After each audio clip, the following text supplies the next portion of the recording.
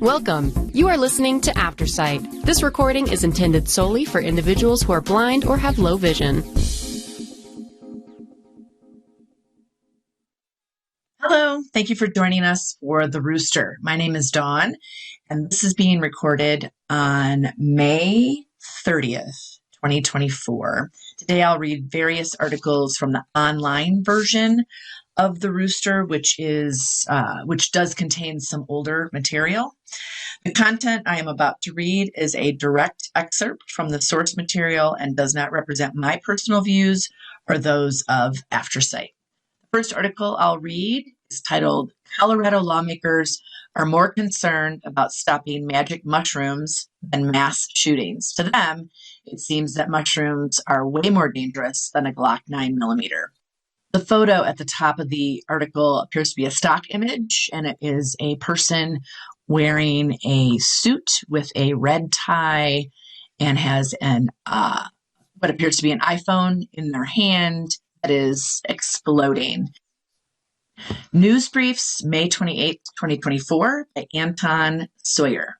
I'll never forget the first time I had a Gen Z coworker tell me that they went to school every day, assuming that eventually their school would succumb to a mass shooting. I'll never forget the casual, matter-of-fact way he spoke about it. He truly believed in the marrow of his bones that at some point during his educational career, he would have to duck and cover. Considering there were over 630 mass shootings across the U.S. in 2023, it's completely understandable where his fear came from. When you combine that large a number of mass shootings with the fact that 2024 marks the 25th anniversary of the Columbine school massacre, something was bound to be done by our lawmakers. This year has seen a plethora of new legislative attempts at curbing gun violence. From new gun tracking laws to laws focusing on the safe storage of weapons in a vehicle, each new piece of legislation illustrates a desire to stop senseless mass shootings. However, there is one major element missing from these attempts at stopping the carnage, something so massive that it has been a key factor in almost every shooting since the Columbine tragedy of 1999. The need for the killer to broadcast their horrific plans online somewhere. A full year before the Columbine shooting, Randy and Judy Brown, parents of friend/survivor Brooks Brown, filed a report with the sheriff's office that Eric Harris had written on the internet that he'd like to kill people. When you combine this fact with recent research released from Marymount University that shows a direct correlation between mass shooters and them broadcasting their intentions on social media, it seems like a no-brainer that online platforms need serious oversight. But wait, you must be thinking, this means that my online/social media activities would have to be heavily monitored. I don't know if I like that. Well, it seems that whether or not you have reservations when it comes to this level of monitoring, the lawmakers of Colorado appear to be just fine with keeping a close eye on their constituents. Though I'm always opposed to the government watching my every move, I've also come to the realization, via cancel culture, that literally anything you do online will never die. Any comment you make, no matter how buried it might be, will always be found by some online sleuth. It seems that in 2024, the state of Colorado has decided to become a very giant sleuth. Yet, instead of focusing on stopping potential mass shooters, they've decided to go after the real criminals, those who promote psychedelics on social media. Though it ultimately failed, over 30 state senators voted in favor of the 2024 bill SB 24-158. This legislation could have forced social media platforms to ban users from talking positively online about certain controlled substances, such as state legal psychedelics, and even some prescription drugs that are already advertised every 5 minutes everywhere. Your social media posts would have been held by the state for a year and would have to be regularly turned over for infractions. Basically, if you were to go on X and talk about how psychedelic therapy was helping you with your PTSD that came about as a result of being a veteran, you could receive a ban. The same thing goes if you were to write on your Facebook account about how Lyrica had been helping to improve your life and how it might help others. Though we can argue about the moral ramifications of Big Brother watching your every move, I choose to look past that and focus on the realities of the situation. Since these lawmakers are fine with mining your social media accounts and gun control has clearly been a mega issue this election cycle, why not put the research from Marymount to good use and monitor the activities of people who are advertising some kind of upcoming violence? Using this thought process, I researched who the primary and co-sponsors were of SB 24-158 and cross-referenced that with those who had also voted on some form of gun legislation. I was ultimately left with a list of 12, each of whom I reached out to for comment. In the emails I sent, I explained what the focus of the article was and asked them this question. In 2022, Doctor of Science in Cybersecurity from Marymount University, Namika Equinife, published a research paper on how social media postings can predict mass shootings before they occur. He analyzed 500 Twitter postings shortly before and after 5 mass shootings in recent U.S. history and found that as much as 66% of these tweets pointed to the incident occurring. Recently, you were a sponsor of SB 24-158, which would allow for the monitoring and record keeping of the social media activities of Colorado citizens. Also, you have voted on gun legislation that aims to curb gun violence. Since you support social media monitoring and tougher gun laws to curb mass violence, would you be willing to put forth legislation that would monitor the social media activity of Colorado citizens to help stop mass shootings, since it's thus far shown a 2 out of 3 success rate? I also wanted to know, if not, then why? In all instances, I was either ignored or was outright declined a comment. It seems that in the 25 years since Columbine, Colorado lawmakers have learned nothing. From that shooting until the modern day, there is clear evidence that these murderers crave attention and will telegraph their plans. And if we are going to monitor the social media activities of people regardless, maybe something good can come from it if we laser focus the search towards violence instead of magic mushrooms.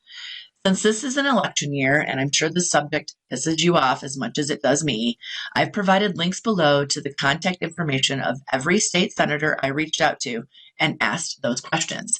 Because I am only one journalist, at most, I'll impact their political chances by a grand total of 1.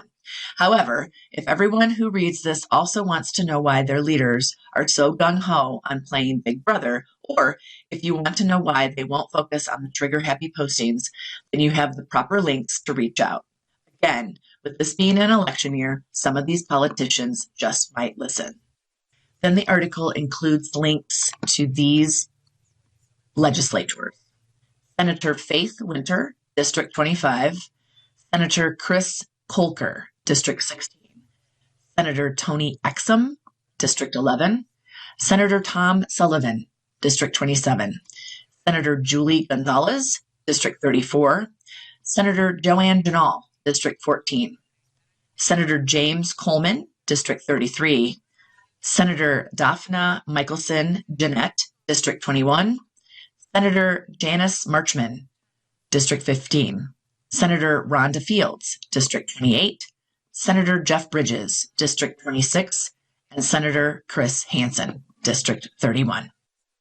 Next up is an article from February 15th, 2024 in the art category. Remember, I'm reading from the online version of The Rooster.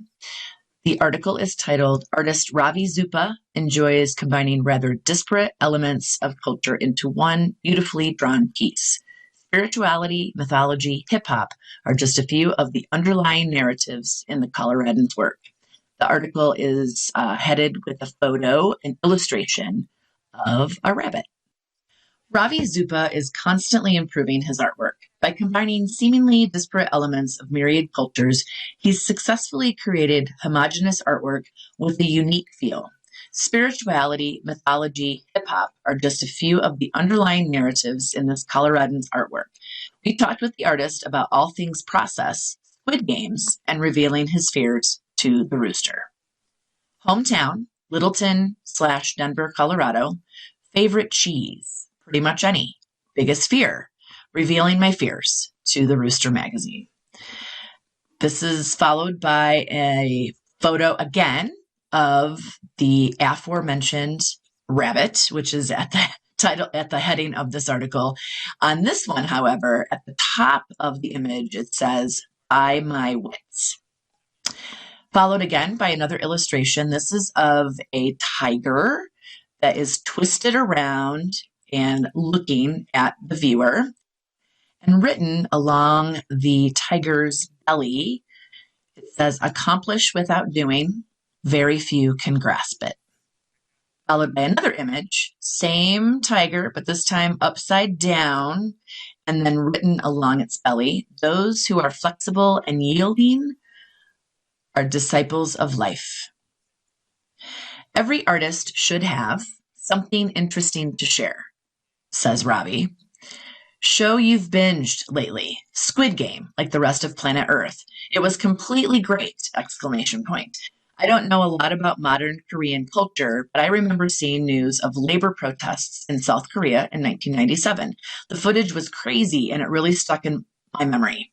It made me think that the labor culture of South Korea was a lot like European countries. That news segment is always in my mind when I see films from Korea like Squid Game and Parasite. They do seem to be more conscious of and more ready to discuss class, honestly, than some of their neighbors. Just an opinion, obviously. What do you think the world needs more of? Slow. Describe your artistic style. I don't really have a style of my own. I look closely at other styles from around the world and throughout history and bite those styles. My main intention is to integrate seemingly disparate elements from different cultures and time periods and find out how they relate or mirror one another. I think there is something uniquely mine and identifiable in my work, but it's not clear what that is. Hopefully the meaning and the ideas, probably the specific ways that these other styles are combined. I'm not sure.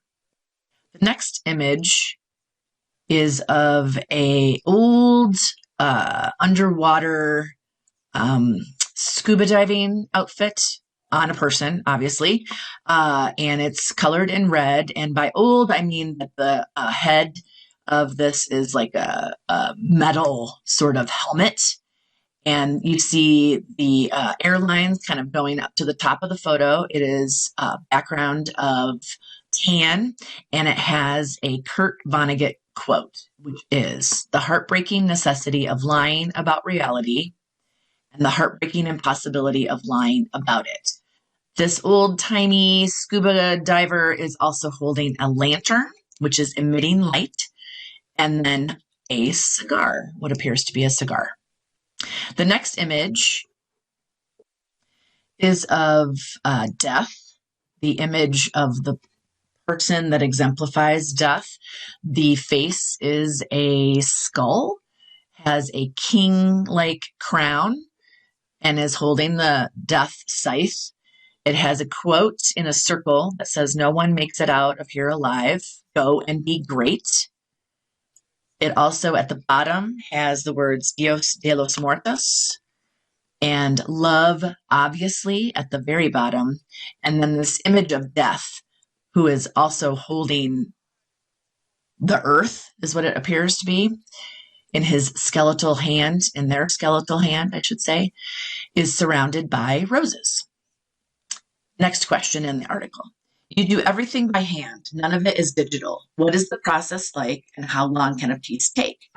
It depends a lot on the type of work, but generally I look at a lot of books and Pinterest. I find things that I love and look very carefully at what it is that makes that style unique. I then try to emulate the sensibilities of the lines or the anatomy or perspective or whatever it is that makes that particular art special and magical. Sometimes I bite whole characters or portions of an old piece. I'll redraw or paint them with something altered or added for my purposes. Other times I just steal the style of line weight or whatever it is and draw something entirely new in that specific style. As if Albrecht Dürer drew a backhoe, for example. I felt a strong responsibility to make it relate to our current lives and culture. I think about ways that I can include objects or events from my lifetime, for example. I often redraw the thing many times. Like I said, it varies a lot. I draw very quickly so I can make a whole piece in a day, or it can take a month. You've spent decades studying art, mythology, religion, and history of culture. How has this manifested in your work? To be entirely honest, I consider myself more of a thinker than an artist. I don't mean that in an arrogant way, though people do sometimes find it rather arrogant. Not that I'm so brilliant, just that my identity and my tool set for interacting with the world is deeply oriented in intellect and thought and ideas. More than anything else, I have a lot of technical skill with drawing and painting, but those are largely vehicles for getting across thoughts and ideas. Mythology, religion, science, culture, and art are all ways that collectives make sense of being alive, and it never ends. Just doing my part like everyone else. The next image is titled, Love in Action is a Harsh and Dreadful Thing. Those words are on the image. It is bordered in red, different lines, and it is an image, what appears to be a Durga, which is a motherly figure and often depicted as a beautiful woman riding a lion or tiger with many arms and each carrying a weapon and often defeating demons. In this one, the weapons that the Durga is holding is an axe and a saw, and also like an AR-15 or 16, one of those automatic weapons. The Durga is also holding a scale, is riding a tiger, and the actual words, love in action is a harsh and dreadful thing, is at the top, compared to love in dreams at the bottom. The next image has that Mexican aesthetic, similar to Dios de la Muertos images that you see.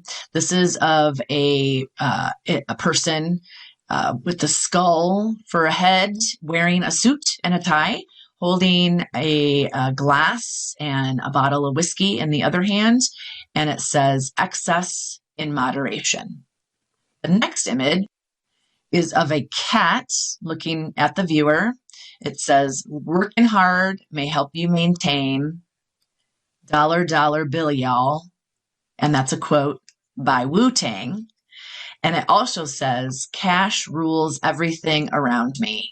Get the money. And the article continues with the question, what are some of the challenges you face with your artwork? The main hope is to generate that special feeling in others that I experience when I see amazing art that I love. It's not easy, and I never know if I'm really succeeding. I hope so. Social media. Is it tearing apart society, or has it been helpful in your eyes? It seems like the world mostly agrees that it's both. It is arguably the most significant contributing factor to every large-scale shift that we are seeing in our species right now. The shifts that provide expanded rights and dignities, and the shifts that destabilize important social structures. I think we have a long journey ahead to learn how to integrate it into life.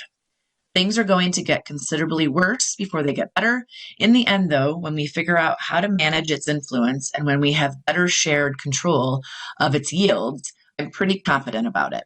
There's certainly no guarantees, though. AI is going to make things much worse very soon, and the most important course of action, in my opinion, is to establish the boundaries of what is public property and what is private property in the digital sphere. In the same way that we know very clearly where the roads and sidewalks end and the personal property of a home or business begins. These things are not at all clear yet, and right now it's all private, which is a recipe for disaster. In the same way that having all the roads and sidewalks privately owned would be a disaster. People are focused now on Facebook and Instagram's knowledge that their products harm young people, particularly girls. This is really important. I've been close to a lot of suicide in my life, including my father and my brother and several wonderful close friends. So I know something about this type of harm, and it hurts a lot. AI will make these things both better and worse in very unexpected ways. Stay alert. In my experience, being alive is one of the hardest things anyone will ever do. It will always be that way. The next image is an illustration which looks like a comic book cover, and it's titled Hanuman. A Hanuman is also known as a deity in Hinduism. It's revered as a divine and devoted companion of the deity Rama. The quote on the cover says, Hanuman, The odds are against us. We'll never manage. Hanuman on this magazine comic book cover is holding a rock and looking to be charging something. And he says, I'm on it. And it says, it's time to pull off the impossible. He's moving a mountain. The next image is of an illustrated raccoon. And it says, in his heart, he knew he was a total poser. And the raccoon is riding a motorcycle, kind of standing up on the motorcycle. The background of this image is tannish yellow and white on the bottom. The next image appears to be an image of Adhana Rishvara, and it says, time is the substance I am made of. It is the fire that consumes me, and I am that fire. The image of the Adhana Rishvara has 8 arms, and in each arm she has a saw, she has a axe, another AR, a bomb, a human head, a pistol, some money, and a fire starter, and is standing on what appears to be a man. Back to the article, it says, can you put into 5 words or less how art has impacted your life? Love, focus, isolation, fun, purpose. Where does your art go from here? Onward. And the last image says, do not go gentle into that good night, rage against the dying of the light, which is a Dylan Thomas quote. And the image is an illustrated cat head that looks angry, red eyes, red mouth, and is staring at the viewer. The next image is another one that appears to be from Dia de los Muertos, and it is an image of what appears to be a female with a skull for a head, wearing cloaks, one that is black with stars on it. Also, there is a crown on the person's head, and wearing another sort of robe type item, and surrounded by roses again. And at the bottom, it says, love, obviously. The next image is titled, To All the People Who Can Quest Like a Tribe Does. And also says, before this, did you really know what live was? And it is 4 skeletal type figures dancing on a police car. And at the bottom, it says Q-tip. The last image is of another deity type person. This is a woman with a crown on her head. It's also another image that looks like a comic book cover. And it says, marvelous partners, friends, the second age of enlightenment. 25 cents, number 2, 2019. And this image, this deity image, has 4 arms holding a human head in one, a bowl that is dripping the blood of that human head into it, another AR type weapon gun, and a scythe. It has some lays made of human heads around its neck. Its tongue is sticking out, and it's stepping on what appears to be another female form. At the bottom, it says, filling the regions of the sky with her roars, falling upon impetuously and slaughtering that great army. Thank you for joining us today for The Rooster. My name is Dawn. If you enjoyed this program, please register for our free services at www.aftersight.org or by calling 303-786-7777.